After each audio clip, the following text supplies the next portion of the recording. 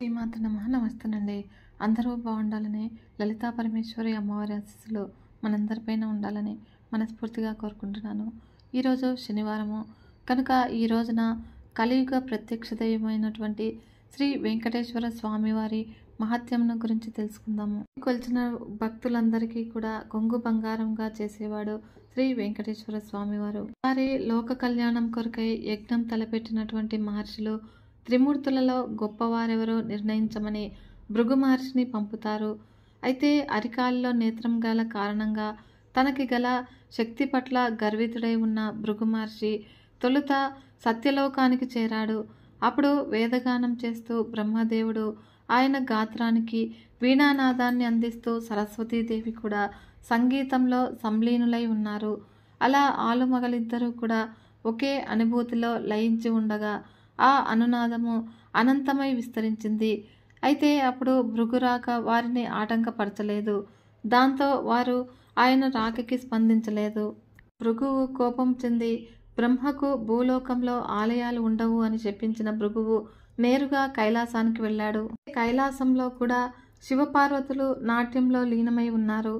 ఆది దంపతులతో పాటు గణపతి కుమారస్వామి వారు సహితంగా నంది భృంగి రుద్రగణాలు ఆ పారవశ్యంలో ఉన్నారు. ఇక్కడ కూడా భృగు మహర్షికి స్వాగత సత్కారాలు లభించలేదు. అప్పుడు పార్వతీ పరమేశ్వరులు తాళం తప్పకుండా చేస్తూ ఉన్నటువంటి నాట్యము సర్వ సృష్టికి కూడా శృతిలయలై ఉంది.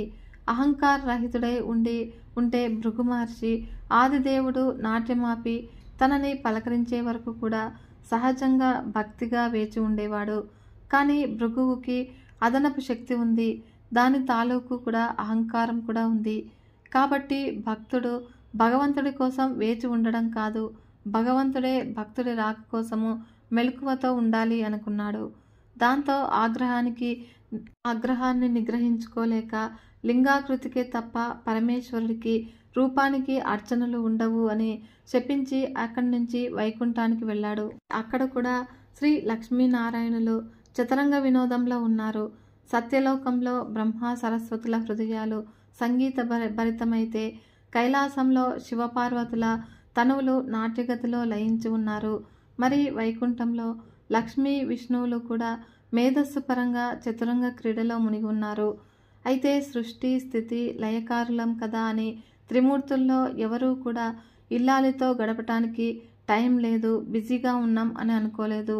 వారందరూ కూడా క్రీడా వినోదంలో మునిగి ఉన్న శ్రీహరి శ్రీదేవిలను చూశాడు భృగువు. అయితే అప్పటికే ఆగ్రహము హద్దులు దాటి ఉంది. తన కాలెత్తి మహావిష్ణువు వక్షస్థలంపై తన్నాడు. అలా గుండెలపై తన్నిన బిడ్డన్ని చూసిన తండ్రిలాగా శాంతంగా చిరునవ్వు నవ్వాడు శ్రీహరి. భృగువుని బుజ్జగిస్తూ అతిథి సత్కారాల్లో భాగంగా అర్ఘ్యపాద్యాదులు కూడా సమర్పిస్తూ భృగువు అరికాలిలోని నేత్రాన్ని చిదిమివేశాడు. అయితే అప్పటికి కానీ భృగు మహర్షికి తలకెక్కినటువంటి అహంకార మహమ్మారి దిగిపోలేదు. తాను చేసిన తప్పిదాలు తెలిసి రాలేదు. అలా పోగొట్టుకున్న తపశక్తి నష్టము అర్థం కాలేదు. దాంతో దిమ్మ తిరిగి వాస్తవంలోనికి వచ్చిపడ్డ భృగువు దుఃఖిస్తూ శ్రీహరి పాదాలపై పడ్డాడు. ఆ పైన పశ్చాత్తాప్తుడై తపోవనానికి తరలిపోయాడు. అతన్ని ఆశీర్వదించి తిరిగి చూసినటువంటి శ్రీహరికి ఎదురుగా శోకమూర్తి అయి శ్రీ లక్ష్మీదేవి నిలిచి ఉంది. తన నివాస స్థానమైనటువంటి శ్రీ మహావిష్ణువు వక్షస్థలంపై తన్నిన భృగువుని విష్ణువు శిక్షించకుండా పంపినందుకు ఆ తల్లి అవమానంగా పరితపిస్తుంది. అనునయించబోయినటువంటి శ్రీమన్నారాయణుడికి శ్రీదేవి శోకాశ్రువులే సమాధానం చెప్పాయి. అప్పుడు బాధాప్తమైన ఆ ఇల్లాలు కన్నీటితో భర్తని విడిచి వెళ్ళిపోయింది. సిరి తనతో ఉన్నప్పుడు సర్వ సంపదలతో వైభవమూర్తి విలసిల్లినటువంటి శ్రీమన్నారాయణుడు శ్రీదేవి విడిచి వెళ్లడంతో దరిద్ర నారాయణుడై అడవులు బట్టిపోయాడు. లక్ష్మీదేవి లేని వైకుంఠాన్ని విడిచిపెట్టి శ్రీమన్నారాయణుడు కూడా లోకానికి చేరాడు.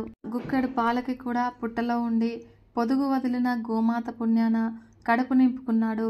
దేశదిమ్మర్లాగా తిరుగుతూ వకులామాతని చేరినప్పుడు సైతము ఎవరు నాయనా నీవు అంటే ఏ పేరని చెప్పను, ఏ పేరుతో పిలిచినా కూడా పలుకుతాను, ఏ ఊరని చెప్పను, అన్ని ఊళ్ళు కూడా నావే, సిరి కూడా ఉండేది, ఇప్పుడు తొలగిపోయినది అని అంటాడు.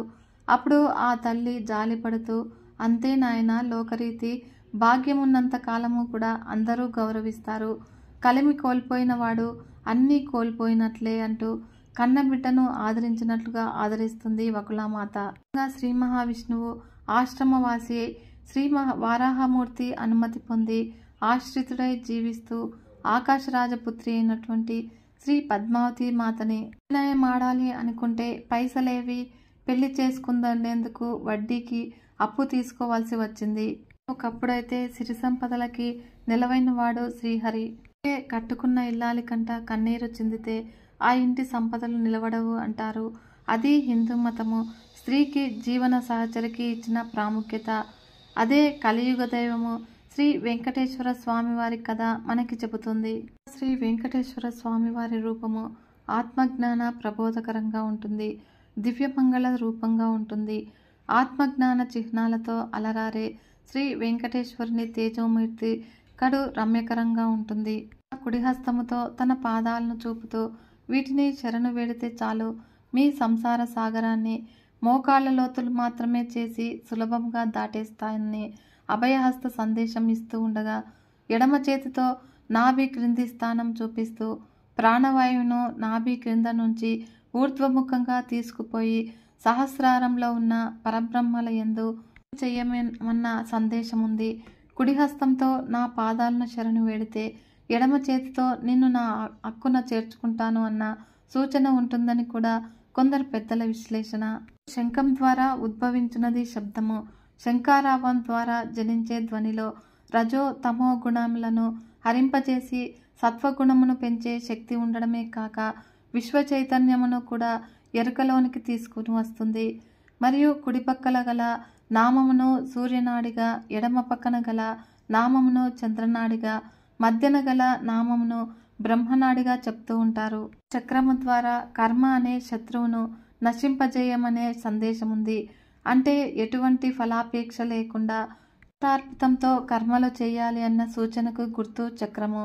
జ్ఞానమును పొందమని జ్ఞాన చిహ్నముగా శంఖమును, మోక్ష చిహ్నముగా నామమును, కర్మనాశ శక్తిగా చిహ్నమును చక్రమును ధరించి శత్రుత్వ భావన లేకుండా జ్ఞానమును పొంది తద్వారా కుండలిని జాగృతమునర్చి మోక్షమును పొందలేనట్లుగా సందేశము ఈ శంకునామ చక్రములలో ఉంది. కనుక ప్రతిరోజు జరిగే శ్రీ వెంకటేశ్వరుని కళ్యాణం కూడా ఇదే తెలియజేస్తుంది. శ్రీ వెంకటేశ్వర స్వామివారి కళ్యాణంలో అంతరార్థం ఏమిటి అంటే, వెంకటేశ్వర స్వామివారు ఉన్నది 7 కొండల మీద. 7 కొండలు మన మానవ శరీరంలో 7 చక్రాలు. సహస్రారం మీద ఉండే ఈశ్వరుడే వెంకటేశ్వరుడు. ఇక పద్మావతి అమ్మవారు. ముందుగా ఈ తల్లి జననం గమనిస్తే నారాయణ పురాణాన్ని రాజధానిగా చేసుకుని పరిపాలిస్తూ ఉన్నటువంటి ఆకాశరాజు ఓసారి యజ్ఞమును ఆచరింపవలసి తలచి నది తీరంలో బంగారు నాగలితో కర్షణం చేస్తూ నవధాన్యములు చల్లుతూ ఉండగా పద్మశయ్యపై పరుండి బంగారు బొమ్మ వలె ఉన్న బాలిక కనబడగానే అశరీరవాణి, ఈ బిడ్డ నీదే, పెంచుకో అని పలుకుతుంది. అలా పద్మావతి అన్న పేరు పద్మమునందు జన్మించినందున వచ్చింది. అనే హృదయ తీరంలో బంగారు నాగలి అనే శుద్ధ సంకల్పంతో ప్రాణాయామం ద్వారా సాధన చేస్తూ నవవిధ భక్తి మార్గములను అనుసరించగా మూలాధార పద్మమునందు ఉన్న పద్మావతి సాక్షాత్కరిస్తుంది. మానవ శరీరంలో జగన్మాత కుండలిని రూపంలో మూలాధారంలో 3.5 చుట్టలు చుట్టుకొని ఉంటుంది. ఈ మూలాధార పద్మం నుండి ఉద్భవించిన కుండలిని శక్తియే పద్మావతీదేవి. పారమార్థిక అంతరార్థ తత్వమును అందరూ కూడా గ్రహించలేరు కాబట్టి సర్వశక్తిమయి జగన్మాత అందరూ కూడా ఆరాధించడానికి అనువుగా దాల్చిన భౌతిక రూపమే పద్మావతి మాత. ఇది సూచించడానికే ఇక్కడ కూడా అమ్మ 7 కొండలకు మూలంలో వెలిసింది. ప్రాణాయామం అనే సాధన ద్వారా మూలాధార పద్మచక్రమునందు పద్మావతి అంటే కుండలిని శక్తి జాగృతమై భక్తి మార్గంలో ఊర్ధ్వముఖంగా పయనిస్తూ ఆ మార్గంలో ఉన్న మిగిలిన చక్రాలను నిర్వహిస్తూ సహస్రారం మీదున్న పరమాత్మ వెంకటేశ్వరుని యందు లయించడమే కళ్యాణము. కనుక ప్రతి నిత్యము తన కళ్యాణం ద్వారా ఇస్తూ ఉన్నటువంటి ఆత్మజ్ఞాన సందేశం ఇదే. పద్మావతి మాతనే అలమేలు మంగ అని కూడా అంటారు. కలియుగంలో వెంకటేశ్వరుని దేవేరిగా శ్రీ మహాలక్ష్మి స్వరూపము తిరుపతి సమీపంలోని తిరుచానూరు లేదా అలమేలు మంగాపురంలో అలమేలు మంగాలయము ప్రసిద్ధమైనది. శ్రీనివాసుని దేవేరులుగా అలమేలు మంగ, లక్ష్మీ, భూదేవి, శ్రీదేవి, పద్మావతి, ఆండాల్, గోదాదేవి, బీబీ నాంచారు వంటి అనేక పేర్లు పేర్కొనబడడం వల్ల అన్ని రూపాల్లో ఉండేది కూడా లక్ష్మీమాతనే. శ్రీదేవి, భూదేవి ఇరువురు కూడా శ్రీ మహావిష్ణువును వరించిన దేవతలు. ఉత్సవమూర్తి అయిన మలయప్ప స్వామి ఉభయ నాంచారులతో కూడి ఉన్నాడు. శ్రీ వెంకటేశ్వర స్వామి వారి మహత్యం కథ. ప్రపంచంలోనే అత్యంత శక్తివంతమైన దేవతా విగ్రహంగా తిరుమల వెంకటేశ్వరుని ఆరాధిస్తూ ఉంటారు. తిరుమల ఆలయం చుట్టూ కూడా స్వామివారి విగ్రహం చుట్టూ ఎన్నో తెలియని రహస్యాలు దాగి ఉన్నాయి. వాటిలో కొన్ని విషయాల గురించి తెలుసుకుందాము. తిరుపతి దేవస్థానము భారతదేశంలోకెల్లా అత్యంత ధనిక, ఆధ్యాత్మిక ప్రాముఖ్యత గల ప్రదేశం అని మనందరికీ కూడా తెలుసు. అయితే సాధారణంగా మనకు తెలిసిన వాస్తవాల కంటే మనకు తెలియని అంతుచిక్కని రహస్యాలు ఎన్నో తిరుమలలో దాగి ఉన్నాయి. తిరుమల వెంకటేశ్వర స్వామివారికి తల భాగంలో నిజమైన వెంట్రుకలు ఉన్నాయని, శ్రీవారిని పూజించే వస్తువులన్నీ కూడా స్థానికంగా లభించేవి కాదని, మరియు శ్రీవారి విగ్రహానికి చెమట పడుతుంది అనే ఎన్నో ఆసక్తికర విషయాలు తిరుమల వెళ్ళే భక్తుల్లో చాలామందికి తెలియదు. ఇలా తిరుమల గురించి చాలామంది భక్తులకు, పర్యాటకులకు తెలియని మరెన్నో ఆసక్తికర విషయాల గురించి తెలుసుకుందాము. రహస్యాల్లో మొదటిది ఎవరికీ తెలియని రహస్య గ్రామము. తిరుపతి బాలాజీ దేవాలయంలో ఆరాధనల కోసము ఉపయోగించే పువ్వులు, పాలు, వెన్న, పవిత్రమైన మూలికల ఆకులు తదితర ఎన్నో పదార్థాలను తిరుపతికి 22 కిలోమీటర్ల దూరంలో ఉన్న ఓ రహస్య గ్రామం నుంచి తీసుకువస్తారు. ఇక్కడ ఉండే గ్రామస్తులకు తప్ప ఈ చిన్న గ్రామము గురించి మరెవ్వరికీ కూడా తెలియకపోవడం విశేషము. ఇక్కడ ప్రజలు ఎంతో నియమనిష్టలతో ఉంటారు. గర్భగుడిలో పూజలకు ప్రకృతి నుంచి అవసరమయ్యే ప్రతి సామాగ్రిని ఇక్కడి నుంచే తీసుకువెళ్తారు. శ్రీవారి విగ్రహము గర్భగుడి మధ్యలో ఉంటుంది. అందరూ అనుకుంటూ ఉంటారు కదా, ఇలా గర్భగుడిలో శ్రీవారి విగ్రహము భక్తులకు గర్భగుడి మధ్యలో ఉన్నట్లుగా కనిపిస్తుంది. అయితే నిజానికి శ్రీవారి విగ్రహము గర్భగుడి మధ్యలో ఉండదు. గర్భగుడికి కుడివైపు మూలలో శ్రీవారి విగ్రహం ఉంటుంది. సరిగ్గా గమనిస్తే ఇది మీకు స్పష్టంగా తెలుస్తుంది. శ్రీ వెంకటేశ్వర స్వామివారి విగ్రహానికి పట్టులాంటి మృదువైన చిక్కులు లేని నిజమైన జుట్టు ఉంటుంది. దీని వెనుక ఒక ఆసక్తికరమైన కథ కూడా ఉంది. వెంకటేశ్వరుడు భూమిపై ఉన్న సమయంలో ఊహించని ప్రమాదంలో తన జుట్టులో కొంత భాగాన్ని కోల్పోతాడు. అయితే ఇది గమనించిన నీలాదేవి అనే గాంధర్వ యువరాణి తన జుట్టులో కొంత భాగాన్ని కత్తిరించి శ్రీవారికి ఇస్తుంది. భక్తితో సమర్పించినటువంటి తన తలనీలాలను స్వీకరించాలని కోరుతుంది. ఆమె భక్తికి మెచ్చినటువంటి వెంకటేశ్వర స్వామి వారు ఎవరైతే తనను దర్శించేందుకు వచ్చి తలనీలాలు సమర్పిస్తారో వారికి సదా తన అనుగ్రహం ఉంటుందని వరమిస్తాడు. అప్పటి నుంచి తిరుమలకు వెళ్ళే భక్తులు తమ కోరికలు తీరక ముందు మొక్కుకుని తీరిన తర్వాత స్వామివారికి తలనీలాలను సమర్పించడం ఆనవాయితీగా వచ్చింది. శ్రీవారి విగ్రహం వెనుక సముద్ర ఘోష వస్తుంది. శ్రీవారి విగ్రహం వెనుక నుంచి ఎప్పుడూ కూడా సముద్రపు ఘోష వినిపిస్తూ ఉందనేది నమ్మలేని నిజము. స్వామివారి విగ్రహం వెనుక చెవి పెట్టి వింటే ఇది స్పష్టంగా తెలుస్తుంది.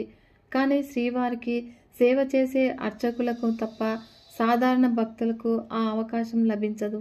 గర్భగుడిలోని శ్రీవారి విగ్రహం ముందుంచే మట్టి దీపాలు ఎప్పుడూ కూడా కొండెక్కవు. స్వామివారి దర్శనానికి వచ్చే భక్తుల యొక్క నిర్మలమైన హృదయానికి ఇవి ప్రతీకగా నిలుస్తూ ఉంటాయి. కనుక ఈ దీపాలను ఎప్పుడు ఎవరు వెలిగించారనే విషయాలు ఎవ్వరికీ కూడా తెలియవు. కొన్ని వేల సంవత్సరాల నుంచి కొండెక్కకుండా వెలుగుతూ ఉన్నటువంటి ఈ దీపాలు ఇప్పటికీ కూడా స్వామివారి ఎదుట కనిపిస్తాయి. నిజంగా దర్శనమిచ్చినటువంటి శ్రీ వెంకటేశ్వర స్వామివారు కాలం క్రితము 19వ శతాబ్దంలో దారుణమైన నేరాలకు పాల్పడినటువంటి 12 మందికి ఈ ప్రాంతాన్ని పరిపాలించిన రాజు మరణశిక్ష విధిస్తాడు. వారిని చనిపోయే వరకు కూడా ఉరి తీయాలని ఆదేశిస్తాడు. అలా మరణానంతరము నేరగాళ్ల మృతదేహాలను తిరుమల దేవాలయం గోడలపై వేలాడదీస్తారు. అప్పుడు గర్భగుడిలో ఉన్న స్వామివారు నిజ రూపంలో కనిపించినట్లు చెబుతారు. స్వామివారి విగ్రహ రహస్యము. శ్రీవారి విగ్రహము ఎప్పుడూ కూడా తేమతో నిండి ఉంటుందట. పూజారులు ఎన్నిసార్లు కూడా దాన్ని పొడిగా చేద్దామని ప్రయత్నించినా కూడా విగ్రహము మళ్ళీ మళ్ళీ తడిగా మారడము ఇప్పటికీ విస్మయం కలిగించే విషయము. గర్భగుడిలో పూజించిన పూలు వేర్పోడులో ప్రత్యక్షమవటము. తిరుమల వెంకటేశ్వరుని నిత్యము కూడా అనేక పువ్వులతో పూజిస్తూ ఉంటారు. వాటిని పూజారులు గర్భగుడిలో స్వామివారి విగ్రహం వెనుకల ఉన్న జలపాతంలోనికి వెనక్కి చూడకుండా వేస్తారు. అయితే ఆశ్చర్యకరంగా ఆ పూలు తిరుపతికి 20 కిలోమీటర్ల దూరంలో ఉన్న వేర్పేడు అంటే శ్రీకాళహస్తికి వెళ్లే దారిలో ఉంటుంది. అక్కడ కనిపిస్తాయట. స్వామివారి విగ్రహము ఎప్పటికీ కూడా చెక్కు చెదరకుండా అలానే ఉంటుందట. దానికి కారణము ముడికర్పూరము లేదా పచ్చకర్పూరంను ఏదైనా రాతికి పూస్తే ఆ రాయి అతి కొద్ది కాలంలోనే పగుళ్లకు గురై విచ్చినట్లవుతుందని శాస్త్రీయంగా నిరూపితమైనటువంటి నిజము. కానీ శ్రీవారి విగ్రహానికి నిత్యము కూడా పచ్చకర్పూరం రాస్తూ ఉన్నటువన్న ఏమాత్రం కూడా చెక్కు చెదరకపోవడము ఆశ్చర్యకరము. దీన్ని బట్టి శ్రీవారి విగ్రహము భూమిపై ఎక్కడా లేని అరుదైన రాతితో ఏర్పడినట్లుగా భావిస్తారు. శ్రీవారి విగ్రహానికి రాతితో మలచబడినదే అయినా కూడా ఎప్పుడూ కూడా సజీవమైన జీవకళతో కనిపించడం విశేషము. స్వామివారి విగ్రహము ఎప్పుడూ కూడా 110 డిగ్రీల ఫారెన్హీట్తో వేడిగా ఉంటుందట. సముద్ర మట్టానికి 3000 అడుగుల ఎత్తులో ఉండడం వలన తిరుమల పరిసరాలన్నీ కూడా చల్లగా ఉంటాయి. కానీ స్వామివారి విగ్రహం మాత్రము ఎప్పుడూ ఉష్ణం కారణంగా చెమటలు చిందిస్తుందట. అర్చకులు వాటిని పట్టు వస్త్రాలతో తుడుస్తూ ఉంటారు. పవిత్ర స్నానము సమయంలో శ్రీవారి ఆభరణాలు తీసినప్పుడు అర్చకులు ఈ వేడిని అనుభూతి చెందారట. తిరుమలలోని శ్రీవారిని దర్శించిన తర్వాత తిరుచానూరు శ్రీ పద్మావతి అమ్మవారిని దర్శించుకోకపోతే ఆ తీర్థయాత్రకు ఫలం లభించదు అని చెబుతూ ఉంటారు. ప్రకృతి రమణీయతకు పుట్టినిల్లు తిరుపతి. శ్రీ వెంకటేశ్వరుడిని దర్శనార్థనము వచ్చే భక్తులతో తిరుమల నిత్యము రద్దీగా ఉంటుంది. అలాగే సిరుల తల్లి, తిరుచానూరు శ్రీ పద్మావతి అమ్మవారు, అలమేలుమంగ లేదా పద్మావతి కలియుగంలో వెంకటేశ్వరుని దేవేరిగా, శ్రీ మహాలక్ష్మి స్వరూపంగా వెలిసింది. అలమేలుమంగమ్మ పుట్టినిల్లుగా తిరుచానూరు ప్రసిద్ధి. దీన్నే అలమేలుమంగాపురం అని కూడా పిలుస్తూ ఉంటారు. అయితే ఇక్కడ వెంకటేశ్వరుని దేవేరి లక్ష్మీదేవి అవతారమైన అలమేలుమంగమ్మ కొలువై ఉంటుంది. తిరుమల వెంకటేశ్వర స్వామిని దర్శనం చేసుకున్న తర్వాత తిరుచానూరులో కొలువైన శ్రీ పద్మావతి అమ్మవారిని దర్శించుకోకపోతే ఆ తీర్థయాత్రకు ఫలం లభించదు అని పెద్దలు చెబుతూ ఉంటారు. శ్రీనివాసుని దేవేరులుగా అలమేలుమంగ, లక్ష్మి, భూదేవి, శ్రీదేవి, పద్మావతి, ఆండాల్, గోదాదేవి, బీబీ నాంచార్ వంటి అనేక పేర్లు పేర్కొనడం వల్ల సామాన్య భక్తులలో కొంత అయోమయము నెలకొంటుంది. అయితే సంప్రదాయ గాథలను బట్టి ఈ దేవతలను గురించి ఇలా చెప్పవచ్చును. శ్రీదేవి అంటే లక్ష్మీదేవి, భూదేవి ఇరువురు కూడా శ్రీ మహావిష్ణువును ఇచ్చినటువంటి దేవతలు. ఉత్సవమూర్తి అయినటువంటి మలయప్ప స్వామి ఉభయ నాంచారులతో కలిసి ఉన్నాడు. తిరుచానూరులో అమ్మవారు కొలువు అవ్వడానికి ఒక పురాణ గాథ ఉంది. అమ్మవారు ఒక్కో అవతారంలో ఒక్కోలా ఉంటుంది. అమ్మ ఒక్కో అవతారంలో ఒక్కో అవతారంగా ఉంటుంది. ఆయన పరమపదంలో ఉంటే ఆమె లక్ష్మీదేవిగా ఉంటుంది. ఆయన వరాహస్వామిగా వస్తే ఆమె భూదేవిగా అవతరిస్తుంది. మరియు రాముడైతే ఆమె సీతగా వచ్చింది. ఆయన శ్రీనివాసుడుగా వచ్చినప్పుడు ఆమె పద్మావతి దేవిగా అవతరించింది. అక్కడ కథ ప్రకారము శ్రీమన్నారాయణుని దర్శనార్థము వైకుంఠానికి భృగు మహర్షి వచ్చినప్పుడు శ్రీమన్నారాయణుడు భృగు మహర్షిని గమనించలేదని ఆగ్రహించాడు. ఆయన ఆగ్రహాన్ని అణిచివేయడానికి శ్రీ మహావిష్ణువు ఆయన కాళ్ళు పట్టుకుని భృగు మహర్షి కాళ్ళలో ఉన్నటువంటి 3వ కన్నుని పీకేశాడు. అయితే ఇది చూసి భరించలేకపోయింది అమ్మ లక్ష్మీదేవి. అప్పుడు వెంటనే అక్కడి నుంచి వచ్చి పద్మ పుష్కరిణిలో ఉండిపోయింది. కొంతకాలం అయ్యాక ఆమె పద్మావతి దేవిగా ఆకాశరాజుకి పద్మ పుష్కరిణిలో లభించి ఆయన వద్ద పెరిగింది. ఆమెను వెతుకుతూ శ్రీమన్నారాయణుడు శ్రీనివాసుడై శేషాచలం చేరుకున్నాడు.